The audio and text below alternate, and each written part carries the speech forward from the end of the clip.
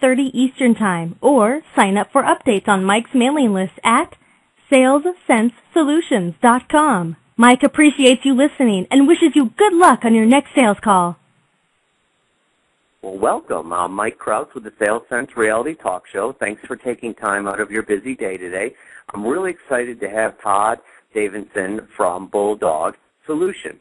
And Todd Davison is the president and co-founder of Bulldog Solutions, a B2B demand generation agency based in Austin, Texas. He is recognized as a thought leader on webinars, lead generation, and lead management, and was selected this year as a demand generation pioneer in B2B magazine, Who's Who, in 2010. Todd has authored many articles and white papers and participated in numerous expert panels on the subject of demand generation, and has led the way in building Bulldog Solutions' integrated demand creation capabilities.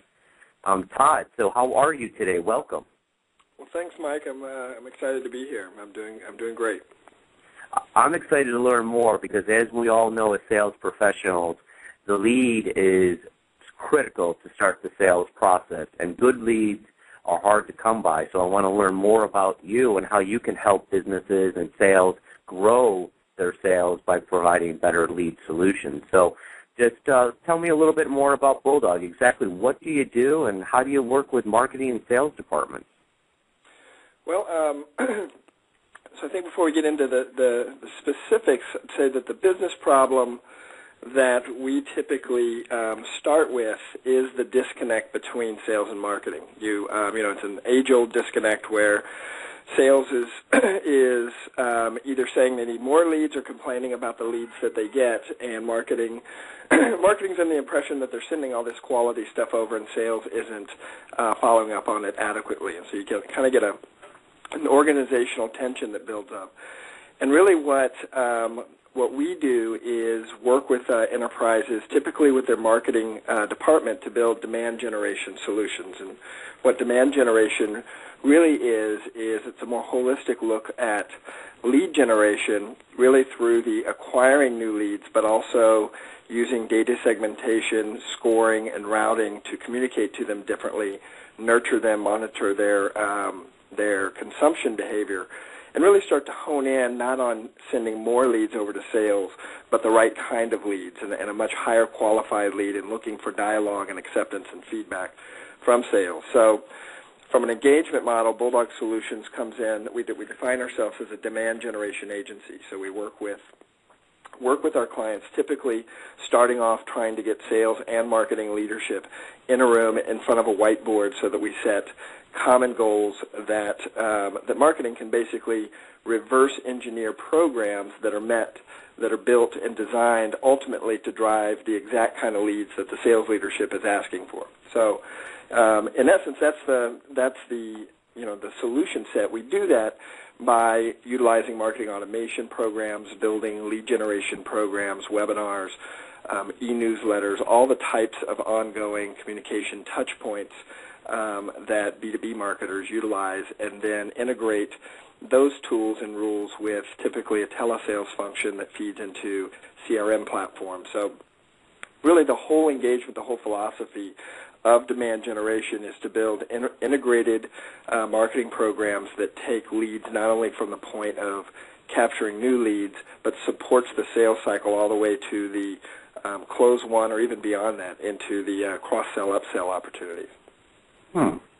What was going back to the whiteboard, because that's usually where businesses start and end. Yeah. What are some of the challenges that you see out there that people can relate to that are listening right now that are like, oh, that sounds like me? What are some things that have been to navigate around this economy that we're all in? What are some things you're hearing in the boardroom setting? Well, I think everybody's dealing with the economic challenges kind of on an equal plate. Obviously, industry by industry is heavier impacted, but I think that the companies that we see engaging are really the ones that I think are looking forward and are making not necessarily defensive moves, but offensive moves, and so the adoption of this type of trend is really. When we're at the whiteboard, we're typically looking at, hey, what sales do you consider an ideal lead and a prospect. And then and then we try to break that down and understand that from characteristics, from behavior, from intent to purchase, and then build programs that are meant to capture, nurture, track, and support sending those leads in. So typically the whiteboard sessions are really trying to get alignment on who is an ideal lead and what do they care about, and how do we build messaging and content that will appeal to them. And then once we get them in, how do we message and manage and track them, and what are the stages of marketing thresholds to sales acceptance that we can kind of get on the same page and manage to. So those are the types of concepts and whiteboard sessions that we're participating in, at least. Huh. Yeah, very interesting. Good. Well, tell me more about yourself personally. How did you start Bulldog Solutions, and where did that begin with your own background? You know, I've told this story to, I think, everybody that comes through in interviewing. We kind of talk about Bulldog really came out of a company that I worked with, my partner and co-founder, Rob Solomon, which was a telecommunications company. And the initial kind of business trend that we saw was a move to web conferencing using live meeting and WebEx. This was right after 9/11, so there was pressure. Nobody wanted to travel. Everybody was looking for new communication tactics, and so we built an initial business model really around managing and producing those. And then that very quickly got us mostly into the marketing camp. So, in order to run and produce a webinar, you got to figure out how to bring an audience. And once you have to bring an audience, you have to start thinking about how do you manage and track the different types of leads. We built our business model really on the backbone of an Eloqua marketing automation platform, so that as marketing automation matured and the market adoption matured, we found ourselves with a deep basis of skill set, know-how, capabilities, and kind of IP and process to be able to go execute those fully. But one of the interesting things about how we got started and how we really continue to evolve is we, from the very first outset, used our own thought leadership marketing. In the earliest passes, it was about how to do successful webinars as the medium for our own brand building, our own demand generation, and our own growth. So in essence, we're our own client, and what that's done is create a culture of really R&D. We're always trying out new things. We're always expanding the playbook. And what we're doing is providing a filter. As it works, we start to test it and figure out how do we roll out that type of solution into our program set. And if it doesn't, then it's a lesson learned. But that kind of kernel of DNA, I think, in the earliest days has really been a big secret to our success, and has been kind of the engine behind our own growth. Yeah, absolutely. People are going more and more webinar, more virtual offices, bigger, smaller buildings, and more people working out of their homes. Yeah, so this radio show, is a perfect example of just the changing in communication medium that the whole market is adopting to. So yeah, it's an exciting space, an exciting time. Absolutely. Do you focus on any verticals, or what's your ideal target client that would be a fit? Broadly, I'd say we're very B2B specific, business to business specific, because we build systems that are really architected around the long, complex sales cycle, which means more tracks, more nurturing, integrated telesales. So it's just a cost model that we engineer that typically is built for a business-to-business type engagement. Those also typically have larger cost per sale, so the available budget to invest into marketing programs, kind of cover these type of programs. But specifically, the verticals where we're most active in now, high tech, as you probably guess, is mature and maturing very quickly. Telecom, we're seeing high growth in the healthcare and in the healthcare IT space. And we're also seeing a pretty good amount of growth in the financial services spaces as well. But I think the model is going to work with other B2B. It's just different degrees of where of where following verticals are in the adoption scale. So we're seeing, early interest, kind of heavy interest on the discovery and research side in the manufacturing sector. So, you can start to see, hey, anywhere that marketing departments are trying to drive and manage lead flow for large, complicated sales, and where the bulk of the selling and closing is going to happen with a field sales force, well, this type of marketing program solution is really what it takes to successfully leverage marketing to drive sales growth. Absolutely. There's always that word out in sales and marketing, as you know, is automation. Automate this, automate that. What are some of the things that, can you put a definition about what does marketing automation and what is it?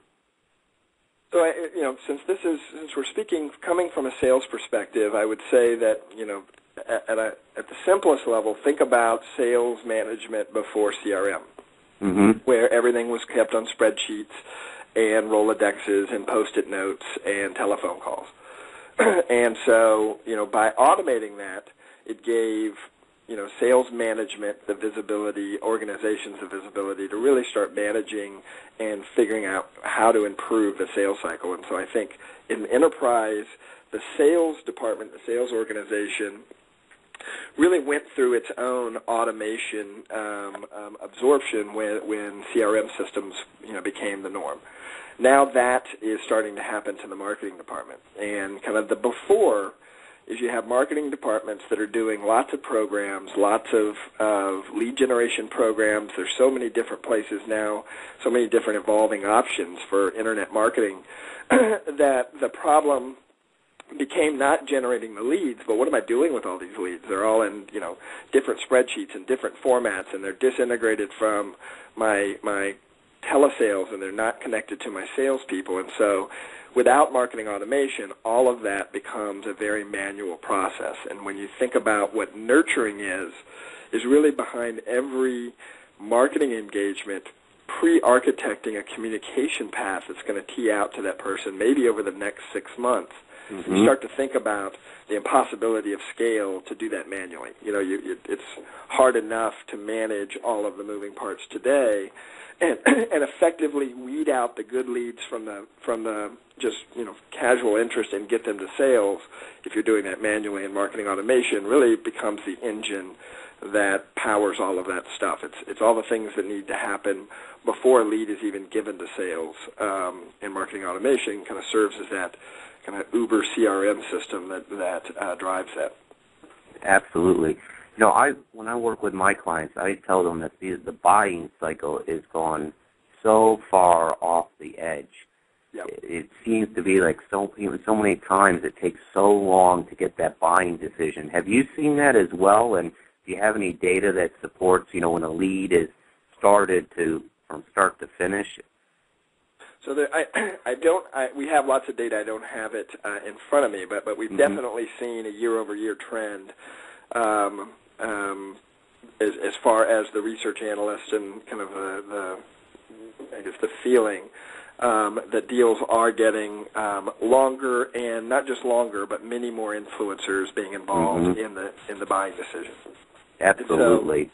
So that's an inevitable piece, and really what demand generation is about. I'd say marketing automation is the underlying enabling technology, but what demand generation is about is really taking concepts like strategic selling in the sales world, where you're trying to map out your influencers and your key decision makers and your executive buyers, and being able to segment that all the way out to the lead capture, so that I can start communicating to the executive buyer maybe with a communication path that's much more about ROI metrics, and I may want to communicate to the influencing buyer, the technical, the people that are going to use the product every day, with much more how this is so much better than technically and ease of use. And I may want to drive another message home to the other influencers in the space. And so what this does to counter that is really allow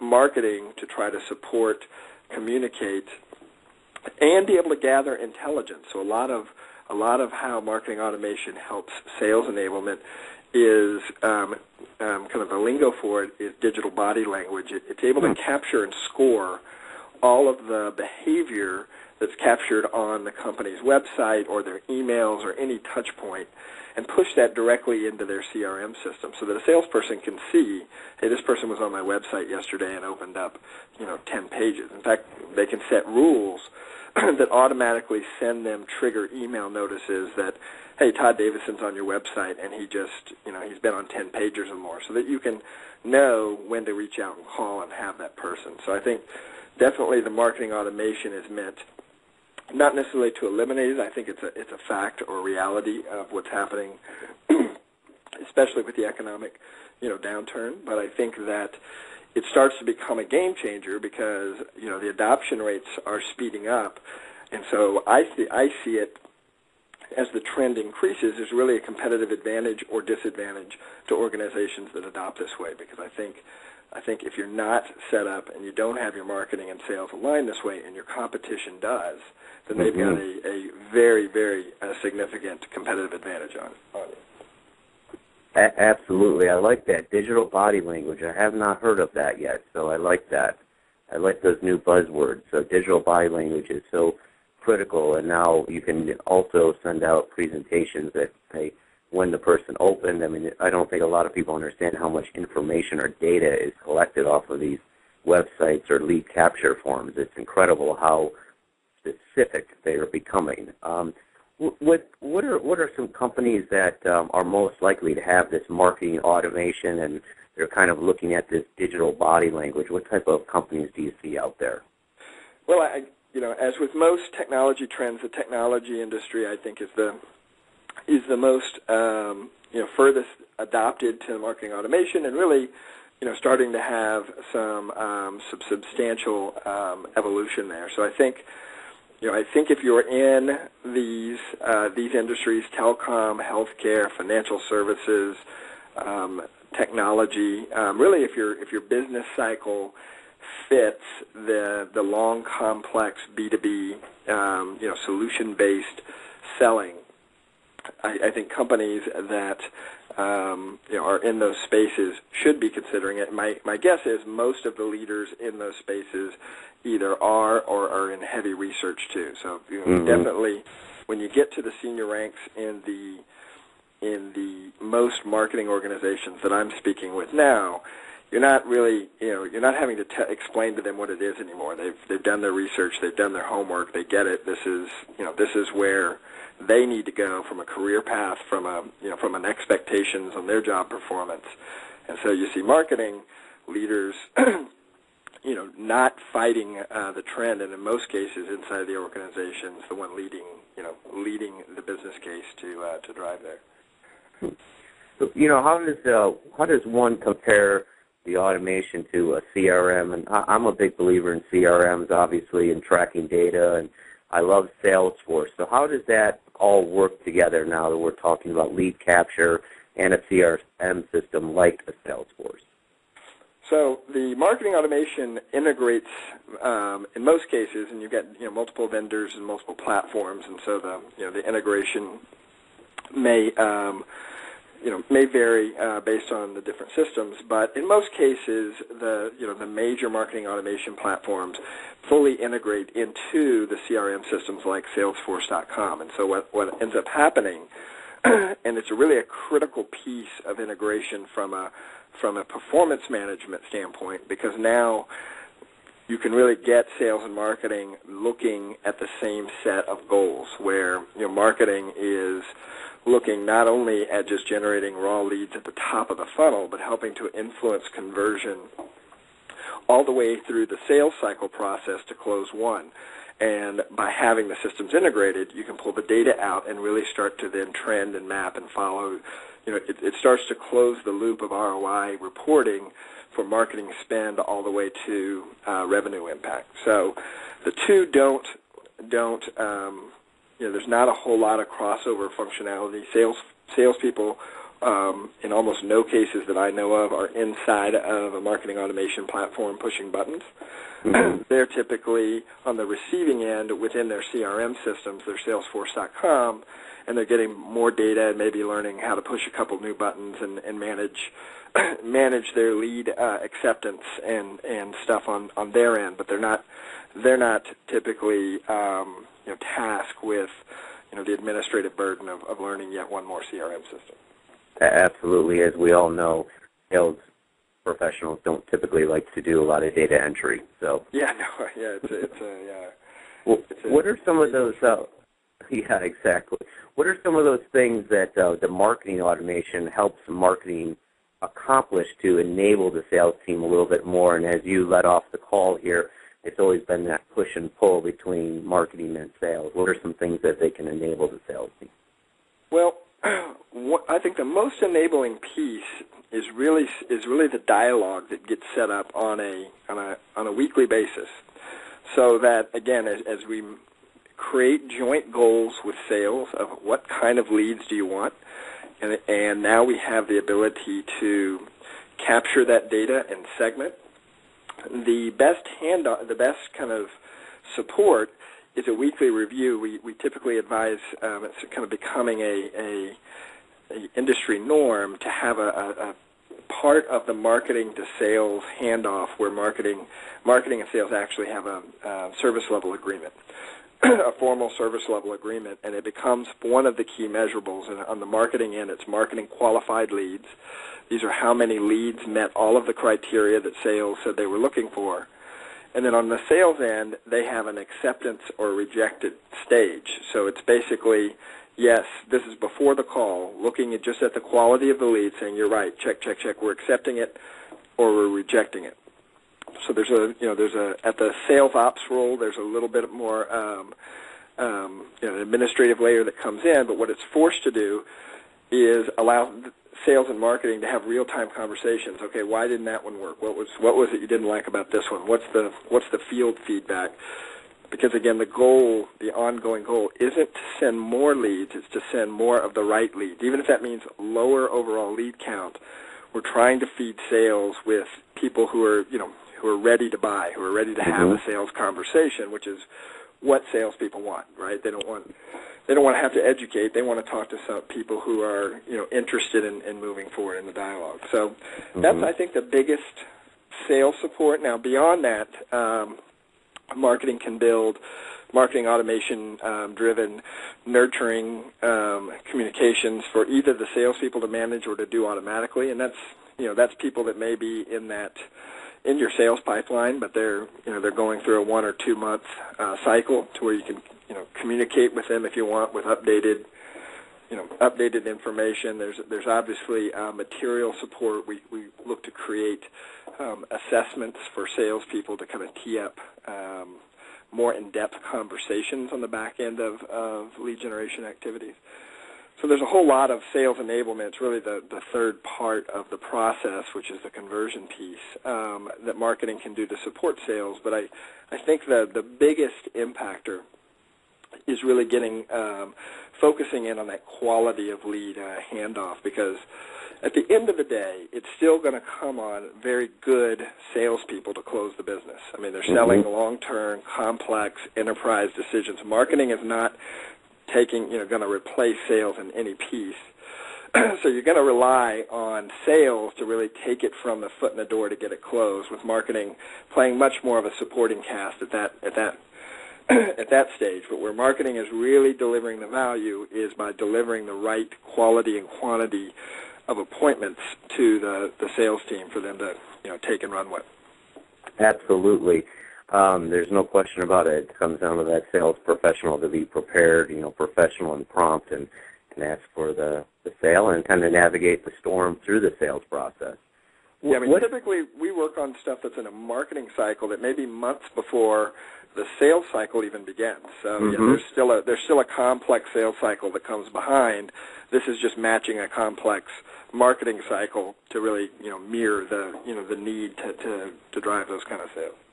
Yes, and I've heard some loose data out there that people will look for a year, just before they even think about it. And maybe they had their marketing pieces, and it'll take over a year sometimes for them even thinking about going to the next level. They're kind of looking at you, and with all the social media and the open systems that we have out there, it's very easy for our suspects or prospects to look at us from a high level and just check in and see if we're still doing our job. So, yeah, I would say that's a big pattern. We talked about some of the buying trends. That's another very significant one. And you're right. What's happening now is what used to happen, before the internet, was that you were interested about something and you met the sales rep for lunch, and he kind of started to explain what they did and really manage the process all the way through. And now what happens, right, is you go to the internet, you're going to the website, you're going to, you name it, and people are not wanting to talk to a sales rep until really they're much deeper in the decision tree, meaning sales may not have the same level of influence to keep out the competitors because because it's more in the hands of the buyer. And so having marketing systems that, acknowledge that and are really trying to manage that side before sales eyeballs even catch wind of it is really where, demand generation starts to fit in. Absolutely, and it's always about the timing. Can you tell us a little bit more about real-time notification? Because I'm a big believer in, when it's hot, and when it's cold, it's cold. So tell us a little bit more about the real-time notification. So this is I think one of the simplest yet most powerful functions that comes pretty standard with marketing automation systems. I'm most familiar with the Eloqua system because we use it for our own. But basically, what you can do is you can pre-establish a rule set to say, hey, only send me a notification if it's out of this list, out of my CRM system, or some other kind of requirements, and maybe only send it to me if they've viewed more than 3 pages for more than 1 minute. Mm-hmm. Because, a lot of times, marketing's sending out e-newsletters and invitations, and you don't want to get, inundated every time somebody on your list opens an email.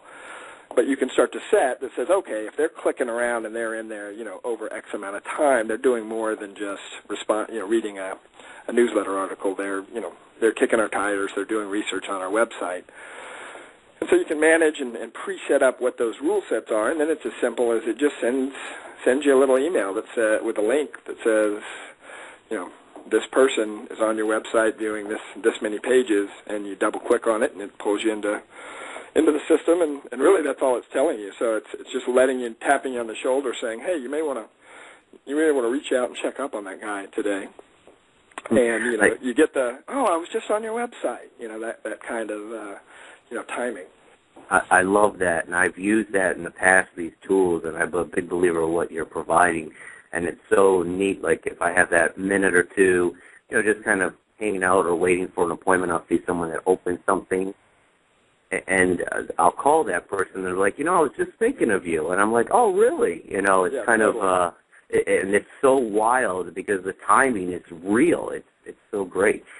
Bottom line is, Todd, you and I are in the business of results, it's sales and marketing and lead generation, where it's very numbers driven. What kind of impact does your marketing automation have on sales? Well, I would say that the companies that are being benchmarked at best practices, and that's a pretty high bar, are showing 5 times the revenue impact out of their marketing dollars than those at normal practices. Wow. And at a substantially lower overall cost. Because what ends up happening is we've talked all this about how marketing automation and systems help to improve the results, but what it also does is it cleans up a lot of the spoilage and waste that takes place when you're doing things manually and cut and paste and, the overlap and the redundancies. And so it's really that combined value proposition, more revenue, lower cost, that's driving such rapid adoption of both the technology and I think the marketing strategy that the technology. That's incredible. Well, we're already at the end of our show time, and I really do appreciate your time this afternoon, Todd, and I've learned a lot. I'm always a continuous learner, and leads come down to everything, and the quality of a lead, I'd rather spend more time on a quality lead, 2 quality leads versus 200 non-quality leads. Tell the listeners a little bit more about how they can reach out to you and possibly get involved with you and what you offer. Well, you can join us at www.bulldogsolutions.com. I think there's a really good overview of our different programs. We have as I said earlier, we built our company on thought leadership, so we actually have a whole content library full of white papers, webinars, research, going deep on any of these bullet points. And then there's definitely the ability to ask to be contacted if somebody would like to have a conversation through the website as well. Oh, well, thank you so much, Todd. I really appreciate you taking time out of your busy day, and I know the listeners enjoyed our show, and I look forward to speaking with everyone next week again at Wednesday at 12. And thanks again, Todd, for your day, and enjoy the rest of your day, and I wish everyone good luck on their next sales call. Thank you.